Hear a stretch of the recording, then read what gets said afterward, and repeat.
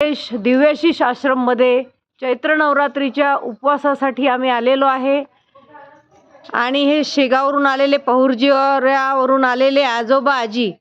तुळशीराम भाऊ, किती वर्षाचे आहात तुम्ही? 81 वर्षाचे आजोबा. आणि वच्छलाताई, तुम्ही किती वर्षाचे आहे? 77 वर्षाचे. तुमचा अनुभव थोडा सांगा. हो, मी काळेबाईचे 6 शिबिर केले, गोपाल शास्त्रीचे 3 केले, आता आनंदी माता करायला आली. आणि बरेच माझे बिमाऱ्या होत्या, सगळ्या काही माझ्या बसल्या. आता स्वस्थ शरीर झालेलं आहे आणि आता घरी गेल्यानंतर 1 महिना फळावर करणार आहे. दोघे जण? हो, दोघे जण.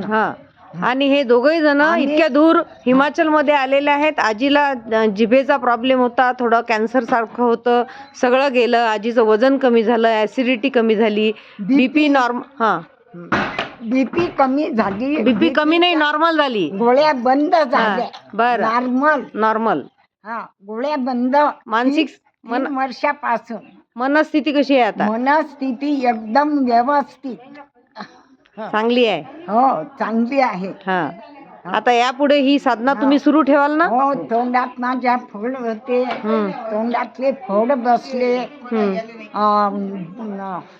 दुर्बीन तपासलं होतं आणि 30 काढलं, पण सर्व विचार माझे याच्यात झाले आपल्या शिबिर मध्ये. आणि शिबिर मी नेमान करत आहे. आम्ही घरी रात्री जेवण 2 वाजता फळं, 12 वाजता ज्यूस. आता बघा, हे नुसतं या दोघांनी, बघा विठ्ठल रुक्माईची जोडी आहे ही.